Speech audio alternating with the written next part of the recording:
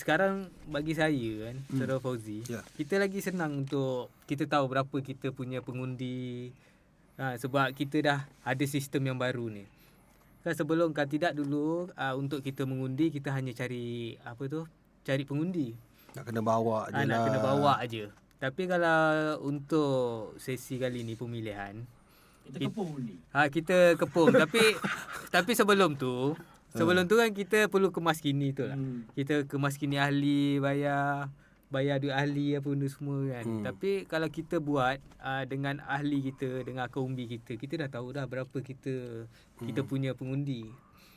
Tak mungkin lah kalau kita kalah lalas kata yang kita punya pengundi tu yang kita jaga, yang kita buat, last tiba-tiba pergi kat orang lain, lepas tu dah mengatakan yang tu ada orang tukar kita punya ngundi.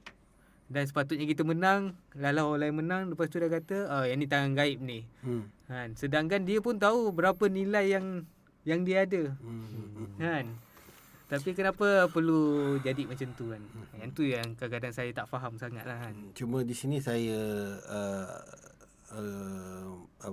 a bit sukalah dengan pandangan saudara Arif ni, bahawa betul kita ada yang tak puas hati yang kata, tapi maksudnya jangan tunjuk lah. Jangan tunjuk kan. Kalau tak puas hati macam mana pun, nak kata ada tangan gaib ke apa pun, jangan sampai kata merosakkan imej parti lah ya.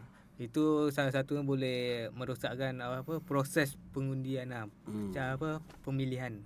Sebab bila kata tak ada pun, dia pun tak ada bukti, dia rasa-rasa. Dia rasa je. Kecuali kalau datang dengan satu bukti sahih. Betul. Tu lain lah kan. Itu sekarang ni saya rasa macam tu kan. It's not really strong argument lah kan. Tapi benda tu kalau betul nak buat, dia buat dengan cara yang betul lah. Okey, hantar bantahan.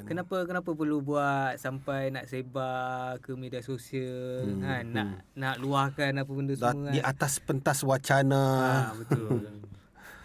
Okey, so kita raikan betul kata Saudara Arif ni, ada yang tak puas hati tu. Saya pun sebab saya pun tak tahu. Okey. Wallahu alam kalau betul ada tangan gaib macam mana pun, tapi audit dah keluar kan. So sepatutnya kita berlapang dada lah.